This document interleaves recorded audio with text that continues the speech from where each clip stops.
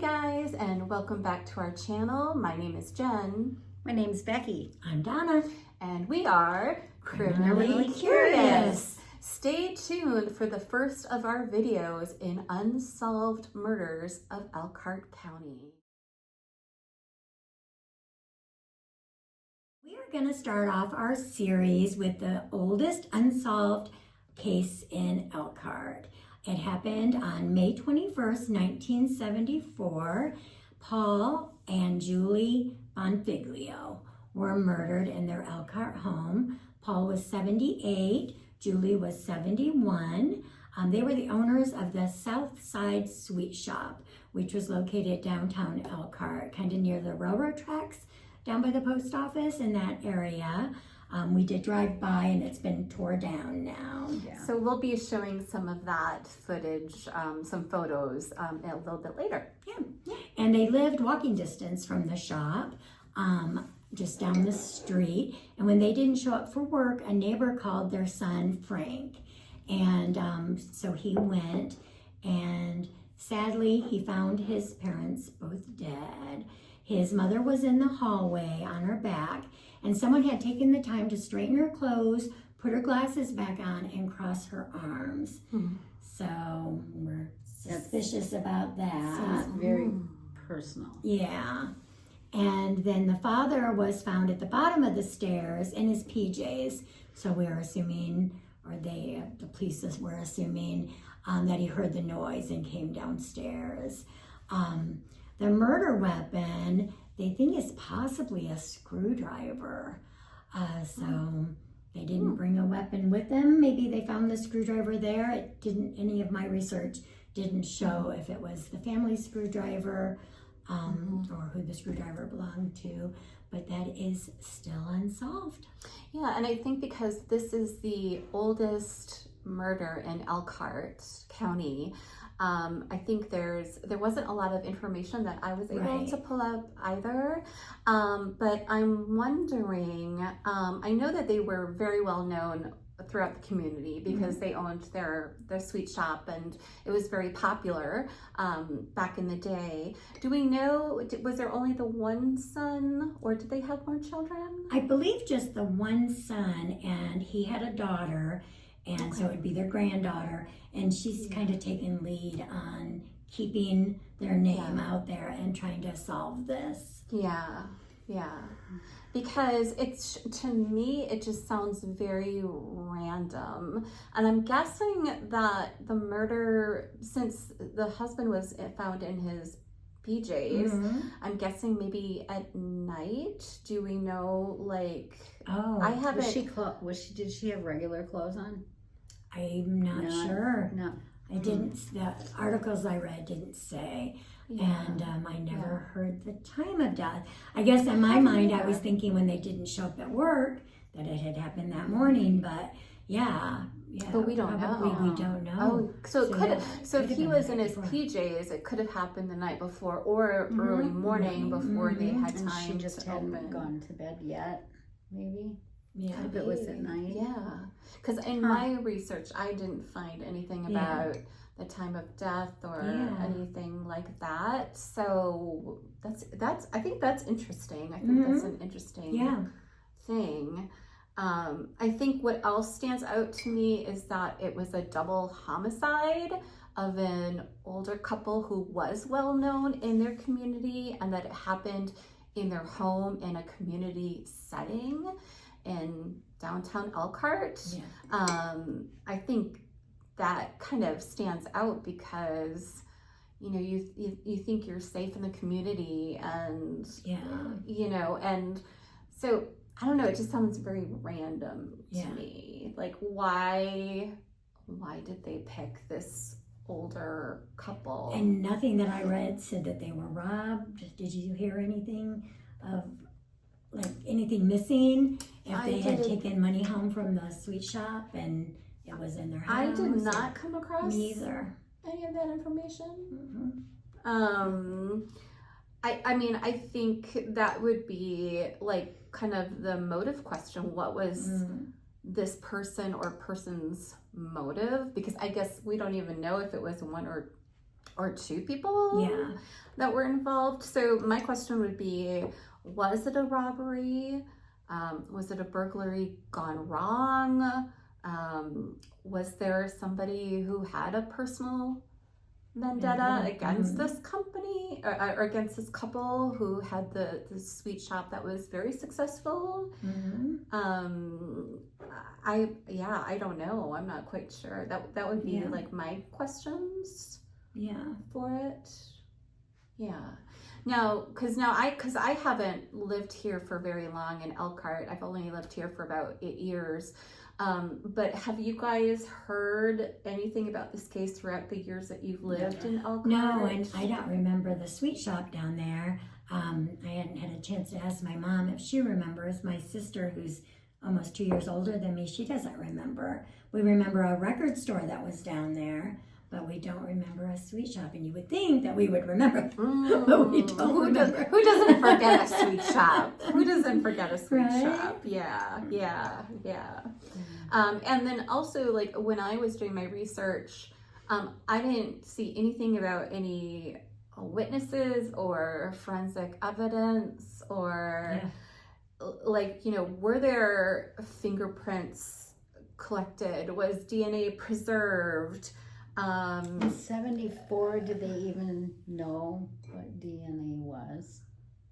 No, not yet. I don't think.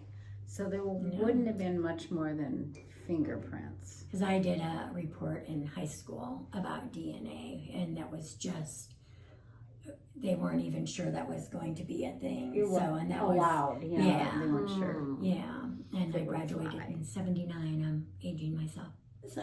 But even if they did collect something like fingerprints or footprints or like blood, if there was, we don't even know if there was blood at the scene. I assume maybe if they were stabbed, yes, there would be. It did say he was laying in a puddle of blood at the bottom of the stairs. So if they collected that for forensic evidence, have they tested it with the newer technology, with all the newer techniques that are going on? Is what I wonder about that. If they've, I know the 50th anniversary was last year, and they started looking into the case again. So you would think if there was DNA or anything, it would have came out at least last year, if not before. And I couldn't find anything new about the case. Just some interviews of the granddaughter. Okay.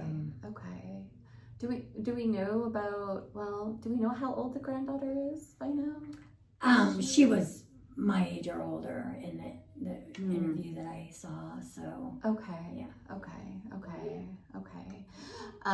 So like another question I would have would be, how did the perpetrator or perpetrators get into the house? Yeah. Like, did they break in? Did they, like, was there any signs of forced entry? I guess I wasn't able to find anything like that, and I haven't heard. Yeah, there wasn't very much, but I read all the newspaper articles I could find, and none of them mentioned robbery or break-in or, so. It's really sad. Yeah. It's just a sad case. It is. Well, and I think another interesting point too in this case that makes it stand out for me, even I'm not from the area, but just that Julia, the wife, that she, like you said, she was found with her glasses back on and her arms crossed, and that also seems, like you were saying, Becky, like a very personal gesture from maybe somebody who is guilt, like somebody who is religious and maybe had some sort of remorse to have the time, and to think they had the time to actually do that. I mean, did they do that after they killed? She was killed first, they said. So did then they killed Paul, and then they came back to her and did that before they left? Probably. If he came down and caught him. Was she raped? Oh, yeah. Because they said re-straightened her clothes, so I don't know. Okay, so that would nothing was said. Yeah. So there's a lot of unanswered questions and a lot of unknowns in this case. And you said it was 50, the 51 years anniversary ago, was yeah. 50. Oh, yeah, 74. Yeah. Okay. Yeah. Yeah. So I think, there's just a lot of unknowns in this case. A lot of unknowns. Mm-hmm. But yeah, to think that someone or more than one person could come in and, especially since it was an elderly couple. Well, I shouldn't say elderly, but they were in their 70s. They were an older couple. That's elderly. So, Yep. I mean, why? Why them? So again, I just think why? Because why? they'd be easier than 26-year-olds. Well, true. But again, we don't know if anything was taken. So if it was a robbery. But there's a possibility there was cash in the house.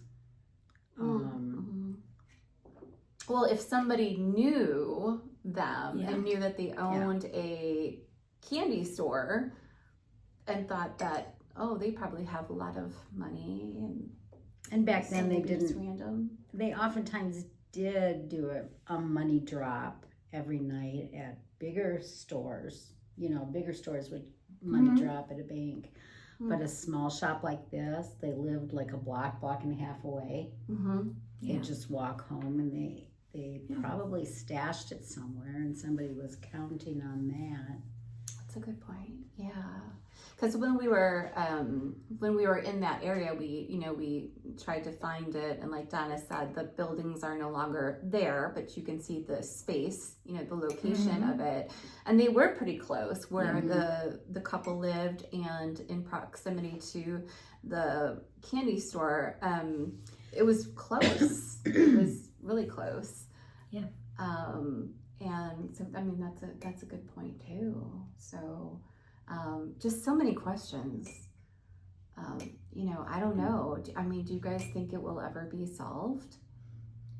At this point, I Probably not. doubt it would ever. Yeah, the murderer is probably gone now. Yeah, that's probably true too. Yeah.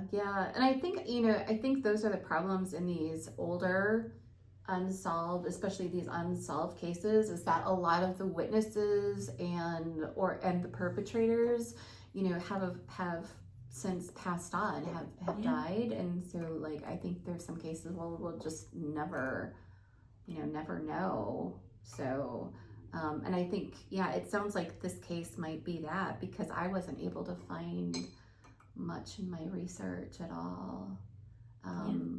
But the fact that they took the time to cross her arms and put her glasses back on kind of shows like remorse, or I don't know. That detail just really struck me.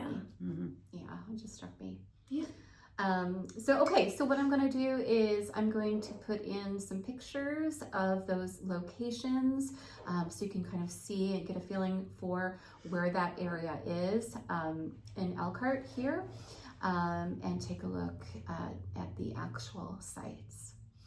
So thank you for watching this video. We greatly appreciate it. And don't forget to Share, like, Subscribe.